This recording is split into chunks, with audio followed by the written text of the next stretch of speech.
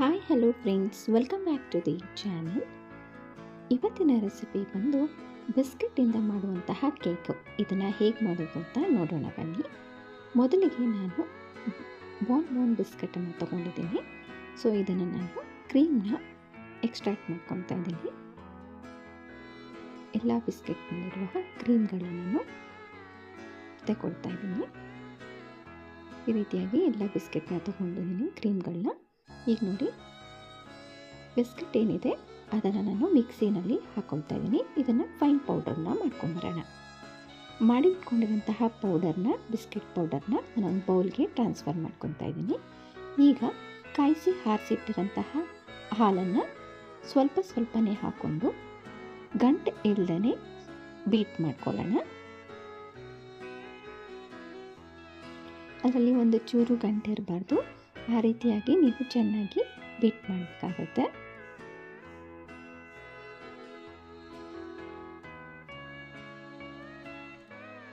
ಸ್ವಲ್ಪನೇ ಹಾಲನ್ನ ಹಾಕ್ಕೊಂಡು ನೀವು ಅದನ್ನು ಬೀಟ್ ಮಾಡ್ಕೋಬೇಕು.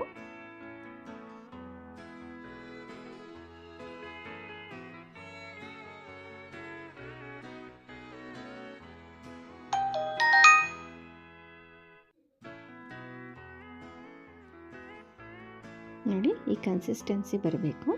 ಅಲ್ಲಿವರೆಗೂ ಇದನ್ನು ಬೀಟ್ ಮಾಡ್ಕೋಬೇಕು. ಸೊ ಈಗ ಇದು ಕನ್ಸಿಸ್ಟೆನ್ಸಿ ಬಂದಿದೆ. ಈಗ ಇದಕ್ಕೆ ನಾನು 1 ಟೇಬಲ್ ಸ್ಪೂನ್ ಆಗುವಷ್ಟು ಬೇಕಿಂಗ್ ಪೌಡರ್ನ ನಾನು ಇಲ್ಲಿ ಹಾಕ್ಕೊಳ್ತಾ ಇದ್ದೀನಿ. ಸೊ ಅದನ್ನು ಕೂಡ ಚೆನ್ನಾಗಿ ಮಿಕ್ಸ್ ಮಾಡ್ಕೊಳ್ಳೋಣ. ಈಗ ನಂತರದಲ್ಲಿ 1 ಟೇಬಲ್ ಸ್ಪೂನ್ ಆಗುವಷ್ಟು ವೆನಿಲಾ ಎಸೆನ್ಸ್ನ ಹಾಕ್ಕೊಳ್ತಾ ಇದ್ದೀನಿ. ಸೊ ಇದನ್ನು ಕೂಡ ಮಿಕ್ಸ್ ಮಾಡ್ಕೊಳ್ಳೋಣ.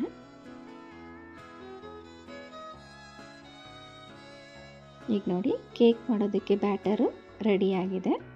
ಸೊ ಈಗ ನಾವು ಕೇಕ್ ಮಾಡುವಂತಹ ಬೌಲನ್ನು ನಾನು ಇಲ್ಲಿ ತಗೊಳ್ತಾ ಇದ್ದೀನಿ. ನಿಮ್ಮ ಮನೆಯಲ್ಲಿ ಯಾವ ಪಾತ್ರೆ ಇರುತ್ತೆ, ಯಾವ ಶೇಪ್ ಬೇಕೋ ಅದನ್ನು ನೀವು ತಗೊಳ್ಬೋದು. ನಾನು ಇದಕ್ಕೆ ಸುತ್ತ ಆಯಿಲನ್ನು ಸ್ಪ್ರೆಡ್ ಮಾಡ್ತಾ ಇದ್ದೀನಿ. ಬಟರ್ ಪೇಪರ್ ಇದ್ದರೆ ಹಾಕ್ಕೊಳ್ಬೋದು. ಇಲ್ಲಿ ನಾನು ಮಾಮೂಲಿ ರೆಗ್ಯುಲರ್ ಪೇಪರ್ ಏನಿದೆ ಅದನ್ನು ನಾವು ಯೂಸ್ ಮಾಡಿ ಅದನ್ನು ಹಾಕ್ಕೊಳ್ಬೋದು. ಸೊ ಅದನ್ನು ಹಾಕ್ಕೊಂಡು ಅದಕ್ಕೂ ಕೂಡ ನೀವು ಆಯಿಲ್ನ ಸ್ಪ್ರೆಡ್ ಮಾಡ್ಕೊಳ್ಬೇಕಾಗುತ್ತೆ.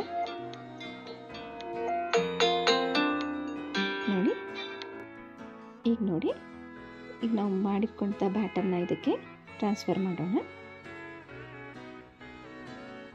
ಒಂದು ಚೂರು ಕೂಡ ಏರ್ ಗ್ಯಾಪ್ ಇರಬಾರ್ದು, ಹಾಗೆ ನಾವು ನೋಡ್ಕೋಬೇಕು.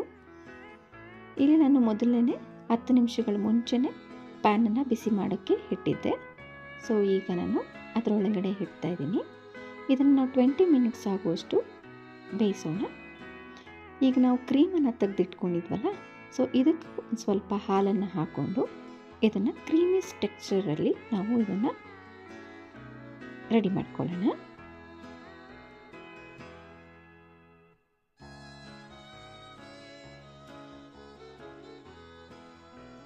ಇದನ್ನು ಸಿರಪ್ ರೀತಿ ಬರಬೇಕು. ಆ ರೀತಿಯಾಗಿ ಇದನ್ನು ನಾವು ಚೆನ್ನಾಗಿ ಬೀಟ್ ಮಾಡ್ಕೊತಾ ಇದ್ದೀನಿ. ಇದನ್ನು ನೋಡೋದಕ್ಕೆ ಒಂಥರ ಚಾಕ್ಲೇಟ್ ಸಿರಪ್ ಥರ ಕಾಣಿಸುತ್ತೆ. ಆ ರೀತಿಯಾಗಿ ನಾನು ಚೆನ್ನಾಗಿ ಬೀಟ್ ಮಾಡ್ಕೊತಾ ಇದ್ದೀನಿ. ಇದಕ್ಕೂ ಕೂಡ ನೀವು ಎಷ್ಟು ರಿಕ್ವೈರ್ಡ್ ಆಫ್ ಹಾಲನ್ನು ಬೇಕು ಅದನ್ನು ಹಾಕ್ಕೊಳ್ಬೋದು.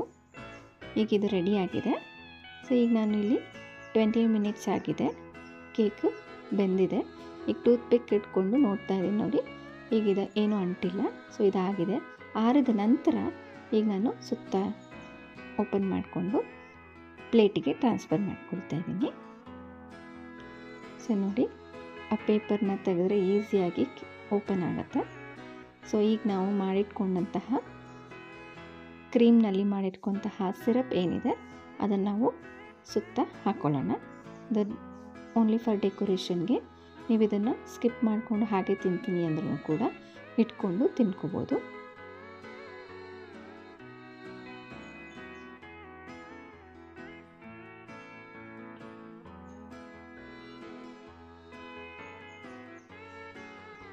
ಈಗ ನೋಡಿ, ಇದು ಡೆಕೋರೇಷನ್ಗೆ ಇನ್ನೊಂದು ಸ್ವಲ್ಪ ಏನು ಚಾಕ್ಲೇಟ್ ಏನಿದ್ರೆ, ನಿಮ್ಮ ಡಾರ್ಕ್ ಚಾಕ್ಲೇಟ್ಸ್ ಏನಾದ್ರು ಇದ್ದರೆ ಅದನ್ನು ಕೂಡ ನಾನು ಗ್ರೈಂಡ್ ಮಾಡ್ಕೊತಾ ಇದ್ದೀನಿ.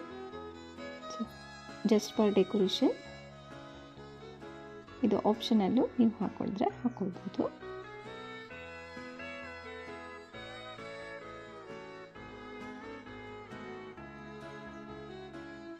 ಹಾಕ್ಕೊಂಡ್ರೆ ಚೆನ್ನಾಗಿರುತ್ತೆ, ಟೇಸ್ಟಿಯಾಗಿ ಕೂಡ ಇರುತ್ತೆ. ಸೊ ಮಕ್ಕಳಿಗೆ ಸ್ನ್ಯಾಕ್ಸ್ ಆಗಿ ಇದನ್ನು ಒಂದು ಪ್ಯಾಕೆಟ್ ಬಿಸ್ಕೆಟಲ್ಲೇ ಕೂಡ ಇಡೀ ಕೇಕನ್ನು ನೀವು ಮಾಡ್ಕೋಬೋದು. ಇದನ್ನು ನೋಡಿ ಎಷ್ಟು ಚೆನ್ನಾಗಿ ಕಾಣಿಸ್ತಾ ಇದೆ ಕೇಕು.